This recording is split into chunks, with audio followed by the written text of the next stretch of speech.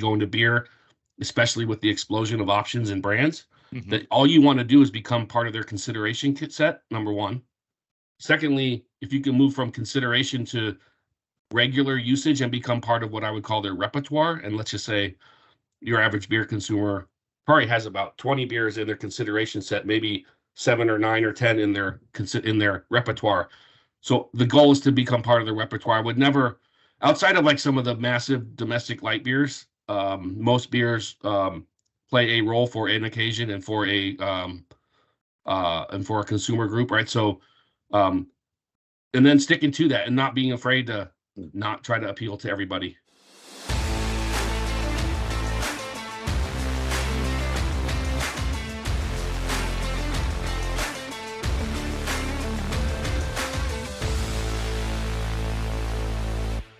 We're back. It's another episode of Over a Pint. I'm Kurt. I'm super excited. I'm nervous too. The guy we've got on today is Paul Verdu.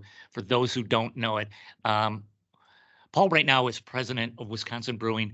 That is just the tip of an immensely just impressive career within the beer business, branding, strategy. He's on the show. We're going to get into it. Paul, thanks so much for being on.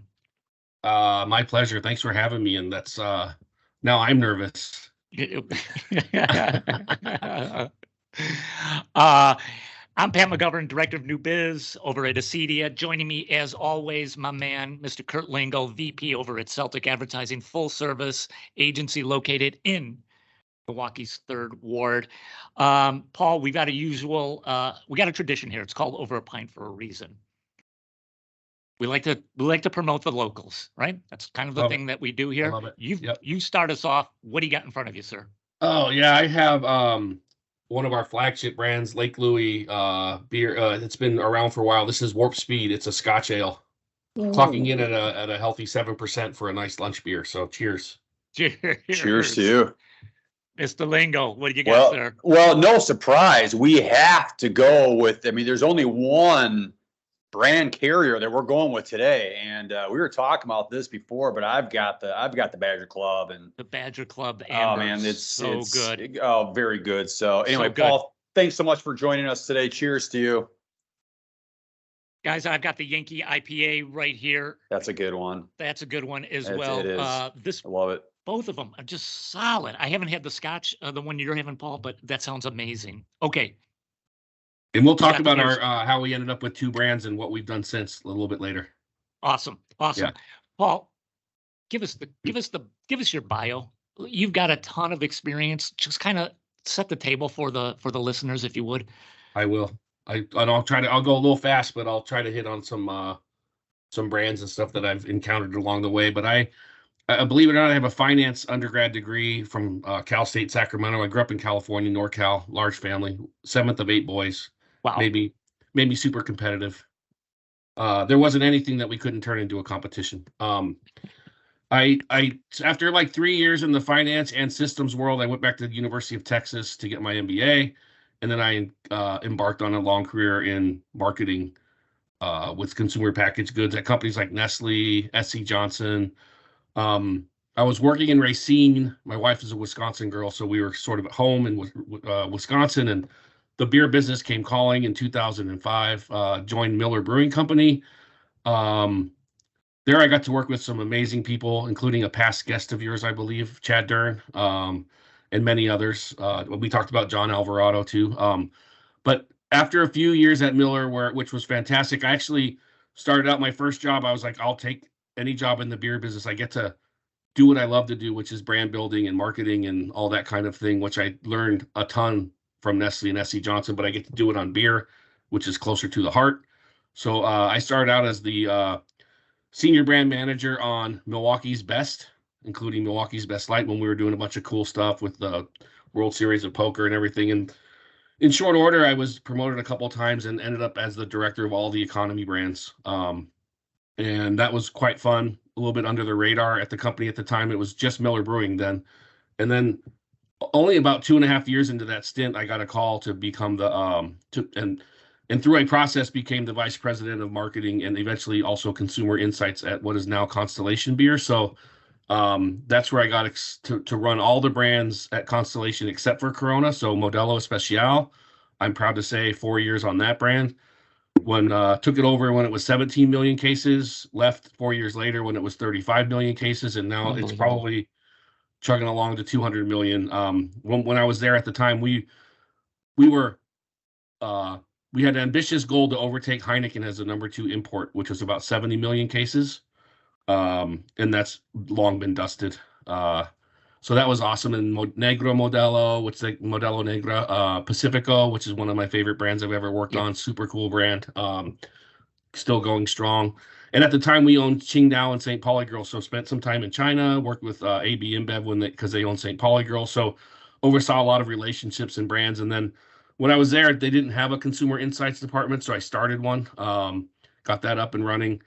And then never wanted to burn any bridges and always having aspirations to kind of go overseas. I got a random call in 2010, middle of 2010, late 2010, from Norman Adamy, who was the CEO at Miller at the time. So he's a legend in the beer business. I'm super fortunate to have worked with 2 people who I think are the most legendary beer people in the last 25, 30 years. And that would be Norman Adamy, who was in charge of Miller when I was there, and then Bill Hackett, who was in charge of Crown Imports Constellation when I was there. So Norman called, said, "Hey, you want to come to South Africa?" I said, I should probably check with my wife, but maybe.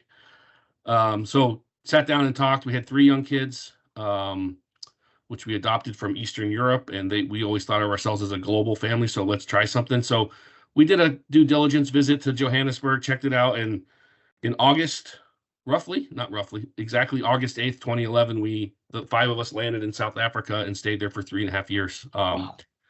I took the role as the general manager of the premium import brand. So as you can imagine, SABMiller had 90 share of the beer market in South Africa, and all of it was mainstream brands, and then a very small business of higher end imports. As the economy improved, as the middle to upper class started growing, we had an opportunity to grow some import brands, such as, believe it or not, MGD was big in South Africa at the time. Peroni, Pilsner Urquell, Grolsch. Those were the brands that we focused on. And so I led a small team. We took brands that were sort of neglected and forgotten and got them to grow. And by the time I left, MGD, for example, was back on fire. So really proud of the team that we built there. I learned so much. I learned that brand building skills are transferable to different cultures. It's just a matter of learning the culture, learning the consumer base, learning the competitive set. So that was really exciting and fun. After that, 3.5 years there, we were ready to come back to North America. There wasn't really anything in the States that fit perfectly. At the time, it was the Miller Coors joint venture, right? So pretty complicated. In Canada, Miller brands were always sold through an agreement with Molson, and SABMiller, as the majority owner of the Miller brands worldwide, it's a very complicated situation. We wanted to control our own destiny in Canada for the first time, so they hired me to be the president of SABMiller Canada, and we basically started up our own organization in Canada, and we got the Miller brands out of Molson, and we became the importer of those brands. So we launched Miller Lite, we grew MGD, and then we had import businesses with, again, Peroni, Pilsner, Urquell, Grolsch. Those were sort of the SAB global brands. So built a team. Starting in late 2014, we went from 30 people managing basically a few import brands and managing a bunch of relationships to 110 people by February of 2015. And we covered every province and did our own sales and marketing for the first time. And that was really exciting to build a company from scratch with an amazing group of people. We sort of took on Norman's mantra as the able challenger. And we were going up against AB InBev and Molson in a country where they controlled like 80% of the market. So that was really cool. Woke up one day in September of 2015. My phone was going crazy, and that's the day that AB InBev announced they were acquiring SABMiller. So without complicating things, if that deal goes through, we know that we don't exist in Canada anymore for a lot of reasons. And so I like to tell people we spent a year building a new organization, and we spent the second year unwinding the entire thing. So we went from 30 people to 110 people, and then in a full year after the deal was announced in October of 2016, we were back down to 0. So we had to manage a business exit for over a year because of that's how complicated the deal was. the cool part there was we pulled everyone together and we sort of did a rallying cry. Well, number one, we're not making anyone stay. We actually helped people find jobs. But those that did stay, we simplified our business as much as we could. We cut back on anything that was labor intensive. We created a new incentive structure. We kept people around, and we sort of answered the question, when this is all said and done, what do we want to be known as? A team that like threw up their hands and gave up and quit because we knew our fate was sealed, or do we want to have people say, holy shit, despite all that, you guys still crushed it? And so I'm happy to say our best quarter of business was the final quarter we existed in Canada. So we left all of our brands and all of our business in really good shape. But I did turn the lights out in October of 2016 on our office and everything, and kind of after a nice big going away party for everybody, came back to the States, ended up hooking up with, again, another lesson, never burn bridges. So hooked up with Miller Coors at the time, their 10th and Blake group, which is their craft and import division. Ended up doing a little bit of a temporary stint running St. Archer for them, just sort of as a consultant, and then got hired on full time to be the vice president of sales and marketing for 10th and Blake in 2017. And then in 2019 got promoted to run 10th and Blake as Molson Coors did a further readjustment and kind of created an emerging growth division. And so I spent the last 4 years in 10th and Blake in a leadership role, trying to grow the imports. At one point, those kind of got jettisoned off, and then we were focused solely on craft the last 2 years. So a regional portfolio of craft brands that we had acquired, plus Leinenkugels. But at the time, again, more exposure to Pilsner, Urquell, Peroni, Grolsch when the imports were there, and then ultimately all the regional craft brands. So Hot Valley, Terrapin, Revolver, Atwater, AC Golden, and Leinenkugels. So pretty cool portfolio to work on. And then a year ago, I made the leap to, at my bright young age, I decided to become an entrepreneur and left Big Beer and ended up at Wisconsin Brewing Company, and I've been there for about a year. So that was a bit meandering, but that's it. Pat, how do you want to unpackage this one? Crazy. Wow. I guess I'm a bit of a nomad, but I've learned a little bit along the way at each step, and very, very, very happy with the choices I've made. No regrets. Sure. Well, I don't know. I don't think I've ever met anybody with as much hardcore beer experience than you. And until I really want to understand, because you have worked and kicked ass in so many different areas,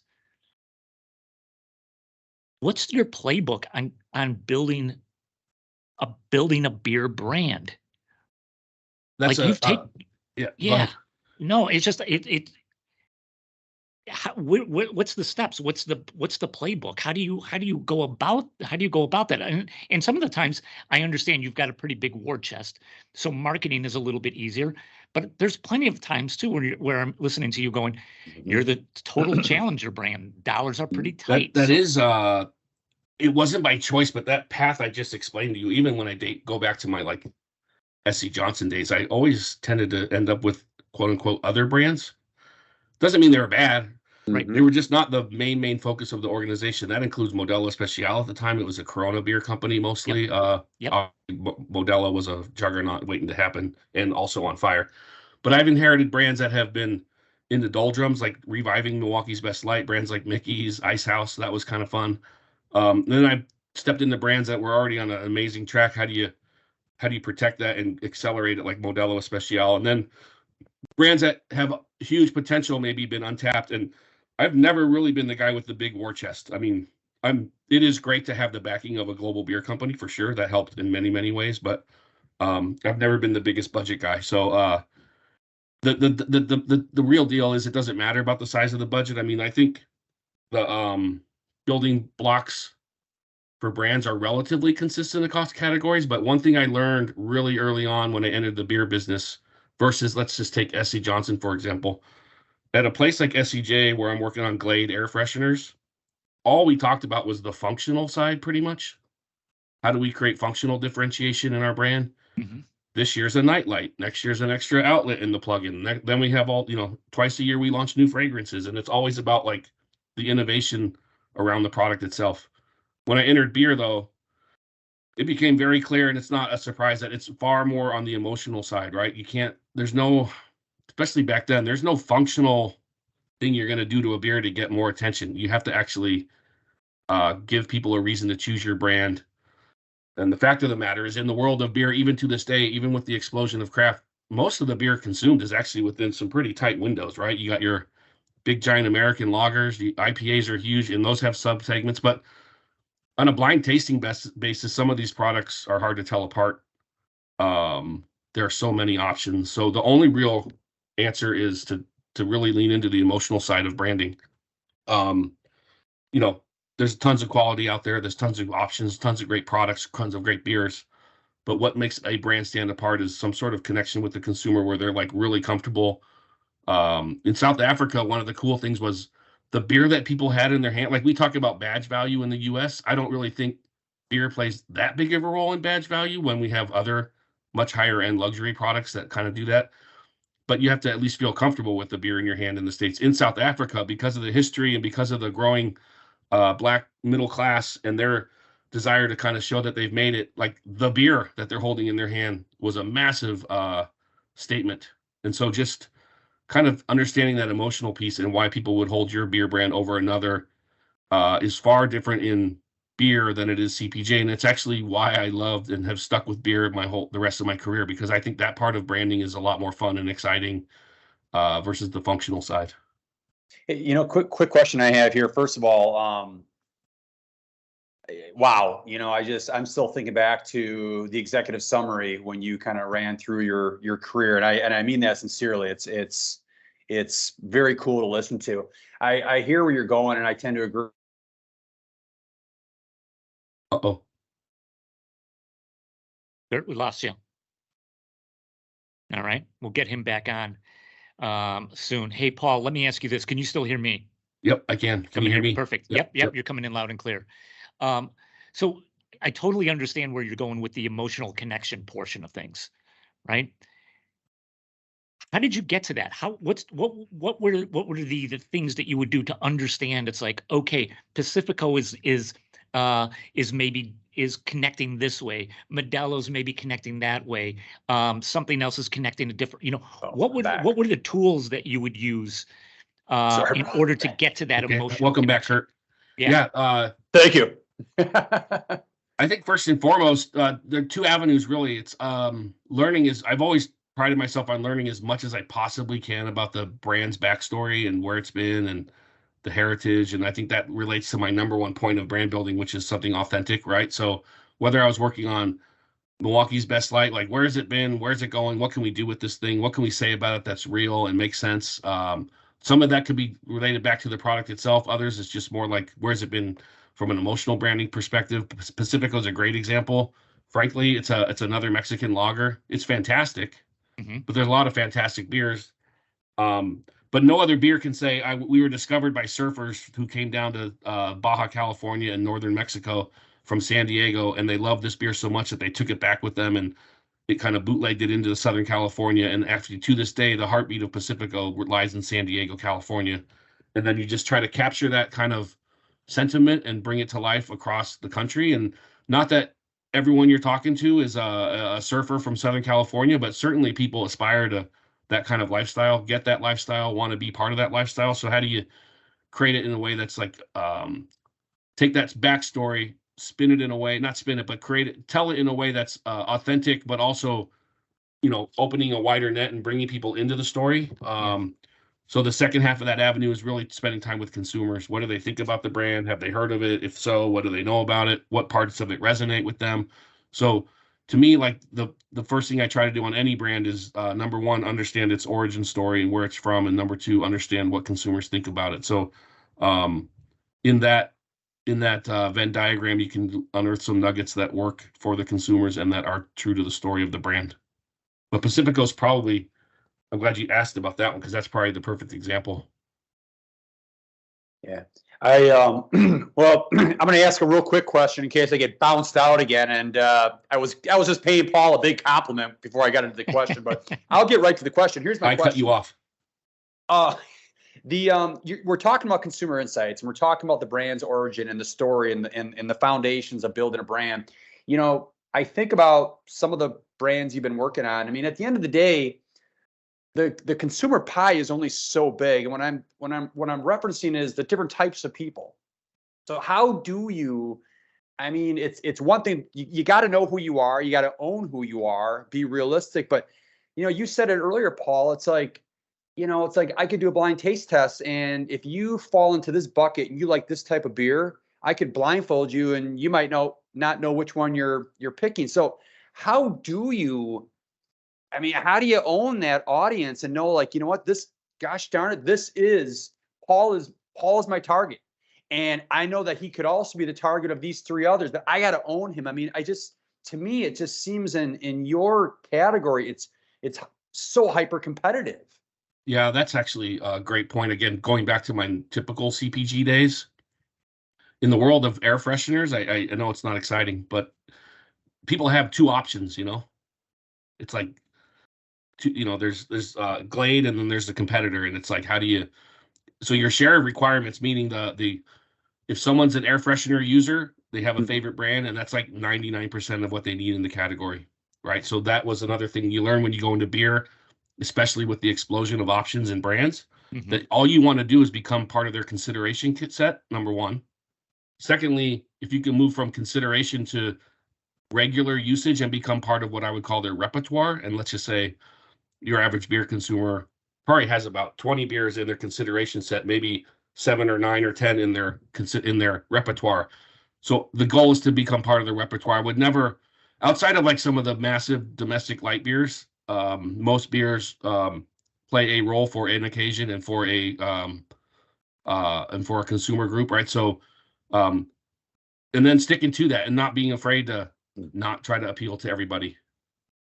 I mean, without getting into specifics, there are some brands that have tried to appeal to everybody and it backfires, right? And it's backfired in a big way recently. And so knowing who you want to talk to and then sticking to that, and if that means other people aren't interested in your brand, that's okay. It's a big world. It's a big country, and there's millions of beer drinkers. So picking your spot and sticking with it and not trying to be everything to everyone is really the key. It takes discipline, doesn't it, though? Because without getting into specifics, I know exactly what we're talking about here. It takes discipline because there's that the want to appeal and go, but it's like, know your lane.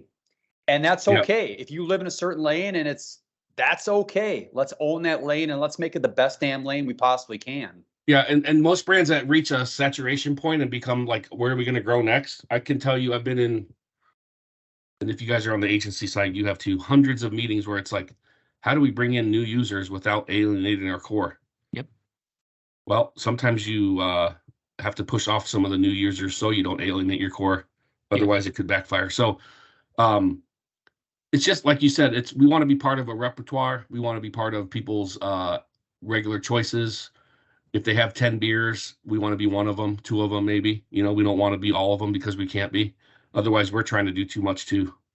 So one of the things about our brand, which we focus on Lake Louie now, like all the beers that you just drank are all rebranded under the Lake Louie umbrella. It's just taking time to get the packaging out into the market.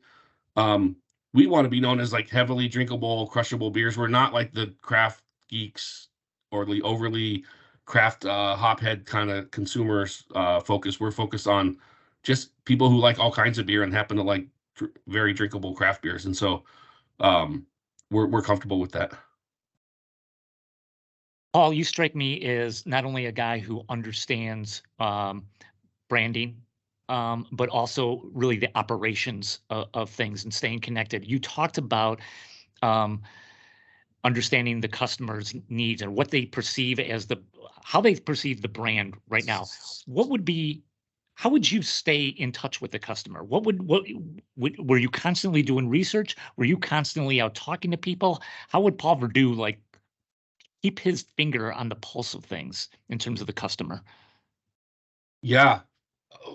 I think as part of a big beer company, lots of access to research and spending time with consumers. A lot of formal stuff. I give the example of someone that worked for me back in the day on Mickey's. Like, we sent him out to ethnographic research where he went into the homes of many, many hardcore Mickey's drinkers in Southern California. And he came back and said, there's 2 things, and you can forgive me for if this offends anyone, but 2 things that every Mickey's drinker does is, number 1, they all smoke weed. And number 2, they all love the UFC. So it's like, well, we're not going to do anything about the weed part, but we are going to do something about the UFC part. So Mickey's became the very first ever beer sponsor of the UFC back in like 2006. That was because of research that he did. So that's a really deep dive into spending time with consumers that can be done. As time has gone on, just level of understanding of how things work and keeping up to date via conversations with people, or just trying to keep my finger on the pulse of sales data and trends. You can kind of keep track that way. Also, now in the craft world, just having access to hundreds and thousands of consumers at our own tap rooms is something very different than most traditional big beer brands can kind of access on a regular basis. So I would say any and all ways to stay in touch with consumers are valid and they work, and you just gotta know what to parse out and what might be less useful, and you kind of learn that over time as you get more experienced. Mickey's such a great brand, such a great brand. Yeah. It's one of the smaller ones I've worked on, but it's probably one of the more fun ones for sure. That was, yeah. And I just remember when it had the pull top on that, and the joke was, how much beer would you spill on yourself trying to get that pull top open? But it was great, man. I love it. The other thing about executing then, right? So Mickey's in the world of the beer giants. We're part of Miller. We go to distributors who don't have much time to spend on Mickey's. The brand manager at the time, a guy named Dan Hennessy, who's gone on to be super successful as well. He made the point, everything we do has to be on the package, because no distributors are going to invest money. No distributors are going to build huge displays for us or put up signs. So we put all the UFC fighters right on the cans, and that like blew up.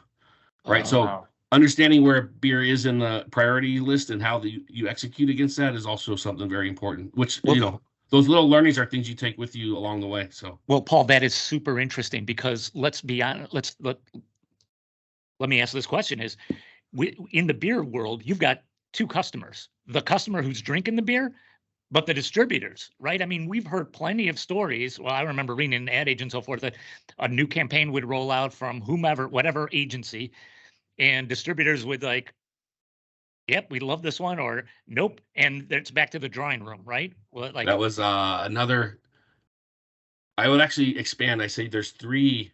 Whenever you're working on a portfolio brand that's kind of not the lead dog, there's three constituents you have to win over. The first one I learned at SC Johnson and beyond is the internal leadership, internal prioritization, and selling your story and the opportunity and why it matters to the overall company's strategy is first and foremost the number one job. Because if you don't do that, numbers 2 and 3 don't ever have a chance to exist.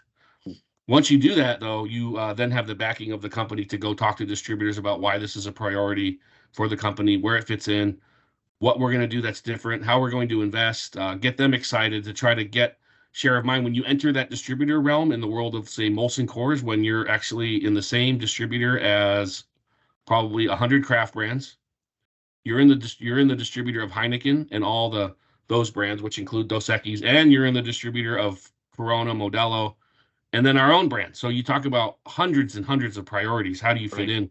So you have to have right size requests. You have to know your spot. You can't go in there saying you want all the attention. You gotta, if you're a tiny brand, you get a tiny bit of attention, but you make the most of it. Or we were pretty good at, I like to say I was able to get more than our fair share, but it was still realistic and not crazy. So you have to have the backing of the company, then use that to help convince the distributors, and then you got to have your shit together when you finally get to the shelf and make sure that what you're saying, consumers don't have any exposure to parts 1 and 2. They only have exposure to the sort of end of the line, and that's the shelf, mainly any kind of media that you can put behind it. So you have to actually get all three working together. That's a very good point. And so smart. So smart. I've actually probably spent as much time on the internal alignment and brand building / convincing / selling the internal story as anything else.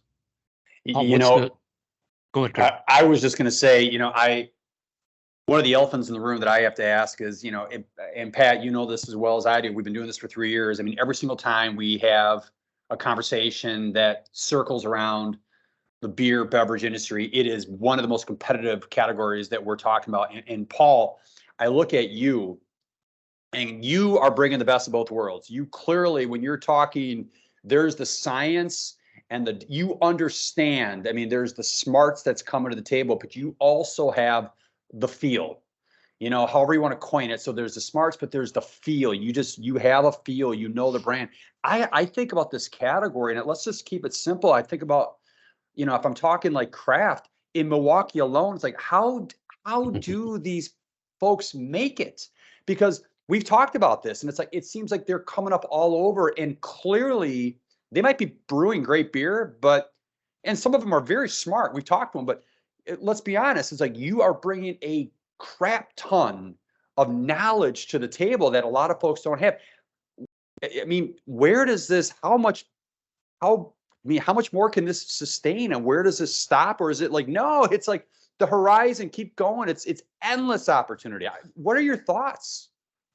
Well, I think unfortunately, like most maturing categories, I think craft has sort of, it is what it is now. And maybe once in a while we'll get like a % or 2 growth at the category level, but it's mainly a share grab right now. So there will always be, at the city level, at the county level, at the state level, at the regional level, at the national level, brands that are growing and doing very, very well. The days of like launch a beer, put something in a can, get it out there, distributors will fall in love and they'll rock it, those are over. So it falls back even more on the brand side, way more. You have to, though, if you look at the brands that are succeeding, they've built a brand, they have a story to tell, people are interested in their story, or they have a place to visit that's cool, or all the above. If you're just focused on great beer and hope that people discover you and there's nothing else to say about it, it's not going to work. And you're right, there's lots of fantastic beer companies that don't survive for whatever reason. And I think it's now more important than ever that it is a pure sheer grab, that you have to build your brand, you have to stand for something, you have to have a story to tell, you have to be interesting visually, your can has to stand out on the pack, on the shelf, you have to offer the right packs and the right sizes and the right price. It's all the things that you cannot take for granted that are super important to the overall sort of marketing mix. But yeah, I don't think there's massive explosive growth in the category anymore, but there will always be winners and losers, unfortunately, now. And I think every year you'll see, for every startup, you'll see 1 or 2 that go out of business. That's probably likely. And part of that, I think people are getting better at now understanding where they need to live and stay in that lane too. So you can be super successful and be focused on a city. You're obviously small, but you're finding a sustainable business, and you have to, start from there. City, county, state, region, whatever you want to be. You just define that, and don't I would say don't overexpand. Don't build a brewery that's way too big for what you want, what you're going to do, and that kind of thing. So there is it is getting tougher to navigate for sure. Paul, I want to go back a minute, and you said you were able to get more out of distributors than you probably should, right? How did you do it? What were some of the carrots that you would put out there? What were some of the trade secrets that you would use to get more of that exposure with distributors? That can't be easy conversations.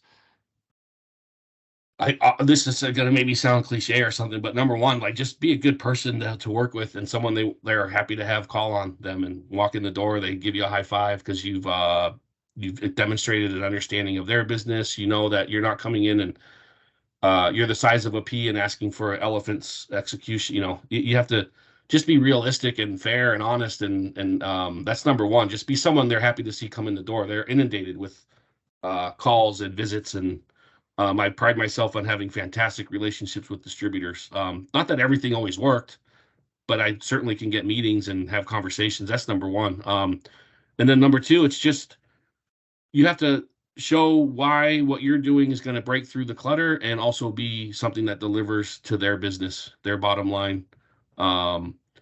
Whether that's a great idea on the marketing side, some sort of execution that's going to be fantastic. You've revamped the portfolio. It's just something to go in there to sell them and convince them and get them excited about. That's what we just did with our transition at Wisconsin Brewing Company. We're 100% focused now on our Lake Louis brand, which we acquired in 2019. So we have a whole new strategy behind that brand, a whole new visual identity. We have a lot to talk about. We've revamped the portfolio. We have 19.2 ounce single cans. So we've answered a lot of the questions that are out in the market. And then you go to the distributors and say, here's why in the past you might not have been big on Lake Louis, but now you should be, and here's why. So you've given them a lot of reasons to believe in your plan, and you're someone that they want to work with. I used to always say, I still say, and it goes back to my first point, you cannot be small and a pain in the ass. You can't. You can be big and a pain in the ass because they need you. Yep. But there's only a few of those, and oftentimes they are a pain in the ass. But if you're small and you need their time and attention, and their over delivery on based on your size, then you need to be someone that's easy to work with. So you ask for one thing, not three. The thing has to be super clear and easy to execute. It can't require tons of complicated, whether it's people or money or whatever. It can't be complicated. So that's one of the keys to success at the distributor level. Awesome. Paul, what NA seems to be having a slight moment right now. Give us your take on that category. Is that a flash in the pan? 2 years from now, we're not even going to be talking about it, or 2 years from now, that's the only thing that people are drinking. Well, I have 2 points to make on that. Number one, just to talk about my company a little bit more, just for context, Wisconsin Brewing Company still exists. That's our name of our company. 80% of what we do is co-packing.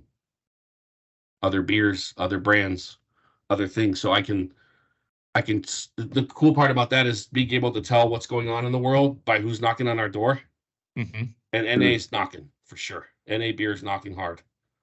And so we've actually spent time at Wisconsin Brewing Company increasing our capabilities to create fantastic NA beers.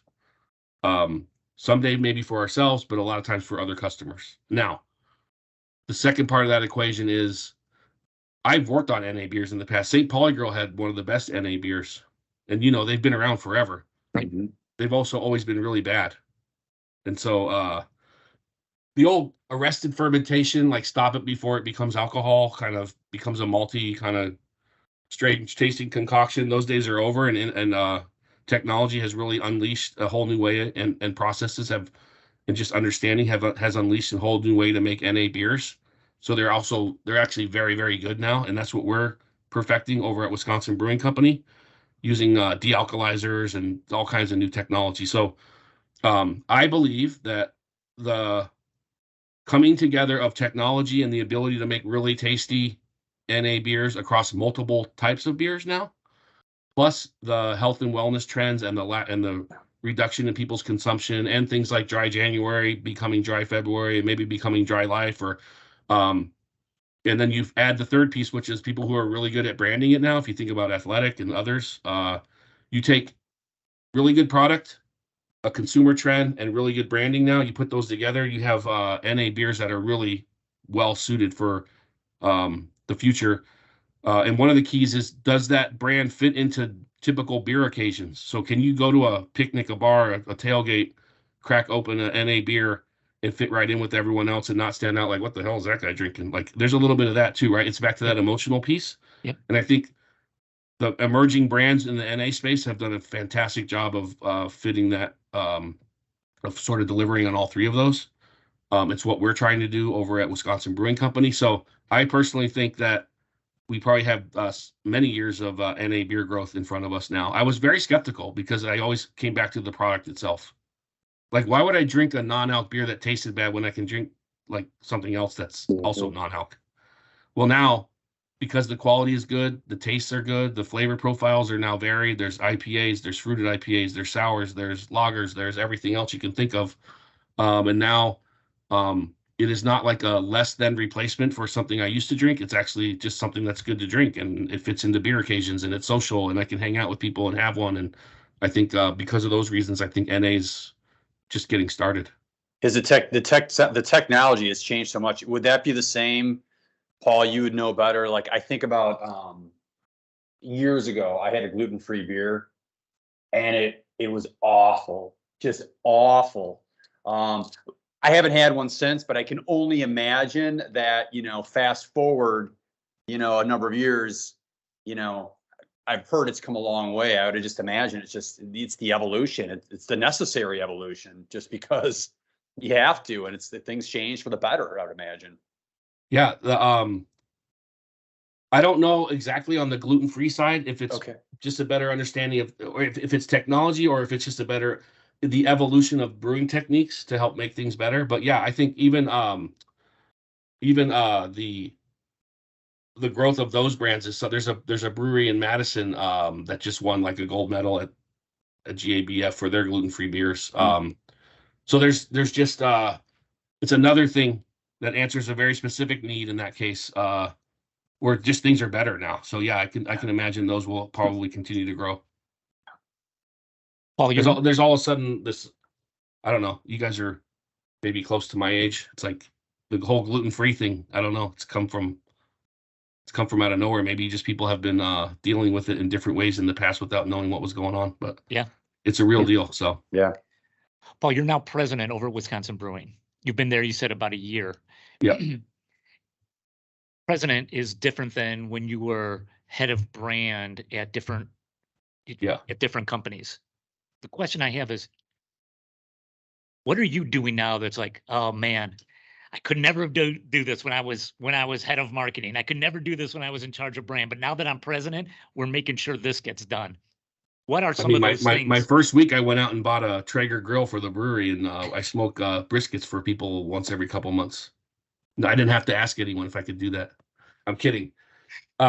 Bigger picture wise, wait a second. You smoke brisket on a Traeger grill. I love it. That's because I don't have a big green egg there, which is what I have at home. But yeah, we do cook for our team every Friday, and then once every few months I pop over for an all day brisket cookout. So that's just, I'm just joking about that. But one thing I've prided myself, well, number one, my career has evolved from marketing person to general manager, right? Like from marketing to more commercial oriented leadership roles into general management and running of businesses, a GM in South Africa, the president of SABMiller Canada, and then various roles at 10th and Blake. So that evolution in and of itself has helped me make bigger decisions that I've always tried to think holistically about, like what's best for the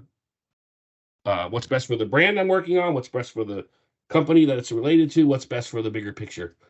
And I've always, when I tell people what I'm good at, and these are not all three equally cut, but my pride is that I feel I leave businesses better than when I found them. And I do that by building brands, building businesses so that they're successful and growing, and then building amazing teams. So none of this is happening without the people that I either walk into and start working with or surround myself with. That's the number one thing. So building brands, building businesses, building teams. It's not different than when I was younger. I think that early training ground at CPG companies helps you think holistically. I took that into the beer world. I took it into my general management track. So I've really been happy about that. The biggest difference, and I'm just being transparent here, and this is not a knock, it's just the nature of being part of a bigger company, that at times I felt I had all the accountability. So what's going on with your business? Why isn't it growing? But I didn't always have the authority, if that makes sense. That's a bit of a disconnect at times. So, hey, what's going on with your business? Well, this, and this, and here's what we should do. Well, we can't do that. Like, so, okay. And that's not like every day, all day. It just happens. You got a lot of constituents, a lot of competing priorities, limited resources. So at times you just suck it up and say, this is the decision that's been made and this is what we're going to do. Now I feel I have the full accountability and also the full authority. So there's no one, I have the guidance of a really fantastic board at WBC, including my old boss at SABMiller. He's an investor. He's the chairman of our board, a guy named Jeff Hembrock. He's based in Milwaukee. He would be someone you might want to talk to. He and I get along awesome. And then other people on our board, I get lots of guidance from, but I'm ultimately accountable for every decision. And therefore I have the authority to make them. A couple bigger ticket things that I would like to do, I run by the board, but ultimately decisions are happening faster and they're being made by me in conjunction with the team. And whether they're good or bad, it's pretty clear fast or quickly. And I'm ultimately accountable for that. So I think those two are in sync for 100% of the time now versus only some of the time in the past. Gotcha. Paul, I got to ask you this question. So, and we touched on this a little bit earlier, and that is, you get a call. It's Bud Light. They say, hey, Paul, you've got a lot of experience. What should we do here? We all know the backstory on Bud Light. We don't need to get into it and what happened and so forth. But they're in this situation where they're at now. What does Paul Verdu suggest? What do you recommend? How do they dig out of this hole? Because they're going to. Yeah. First of all, I don't think they need any more advice. I mean, you talk about something that has penetrated the psyche of America across every sort of news outlet, whether it's politics, social, I mean, it doesn't matter. It's everywhere. So What I will say is, when I was with SABMiller, I was lucky enough to be part of a executive leadership program at Oxford University, and we had the most amazing man come in and talk about what would be the Drum Cree March, which is the parades in Ireland that always led to violence. And his whole point was he was talking about it as what I'd call a wicked problem, right? So there are problems that are called wicked problems, and those are problems that actually don't have a solution. They just have all you can do is kind of make decisions on a daily basis and hope that you're making the best decision, and that you manage through the difficulty and hopefully come out the other end in a little bit better of a spot. But it's not something that can be solved if you really think about it. Like, you say something and it's irritating one side or the other, you know, we're going to increase marketing. Well, no one wants to hear from you. So there, all I would say is, like, just stick to what they're good at. Look, AB and Bev are fantastic marketers. They know what they're doing.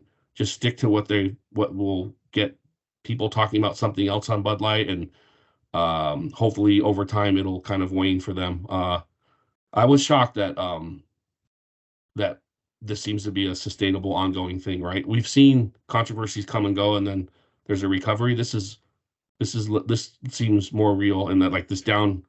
When I read in Beer Business Daily that their downtrend has improved, it's gone from down 27 to down 25. Like, that's not really improvement, Right. And so they have to kind of get used to their new reality and try to figure out how to fight back. But there's no simple advice at all. In fact, I'll stay out of the advice game for sure.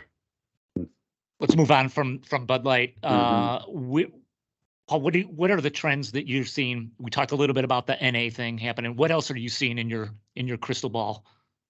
It's not a crystal ball. It's right in front of us. It's the mass convergence is on, right? So, you have craft beer companies starting to get into NA beers. You have craft beer companies starting to get into RTD spirits, right? We did that back at St. Archer. We created a St. Archer vodka soda before it was that cool to do. It was pretty important, but it didn't really ever get off the ground. It was a little early, but you're starting to see this massive convergence of different segments all coming together. You have, again, I'm pretty much stating the obvious. You have beverage companies that have historically been non-alc entering alc, either through partnerships or directly. You have so this massive convergence is happening, and in the world of brands, you see it every day, with all the different alliances and things that are happening. In the world of craft, you have to decide if you're going to stick to your craft guns, or are you going to start entering some of these other segments, because they're really intricately connected now. So, then you start to see that you see a lot of people making other things. And for us, frankly, the move by Wisconsin Brewing Company in 2019 to become a co-packer, is the reason we still exist. Because if we had not, COVID probably would have put us out of business. So 80% of our business right now is making things for other people across all these different converging categories. We make beer for some of our customers. We still make some seltzers. We are making a lot of energy drinks.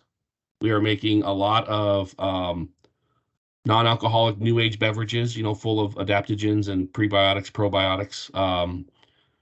So we make hard teas, right? So we've been very thankful. Like, our core business as Lake Louis brand is all still craft beer, but we're even talking about, like, how far can we push that, if into new spaces or not, or what other brands would we start if we want to enter new categories.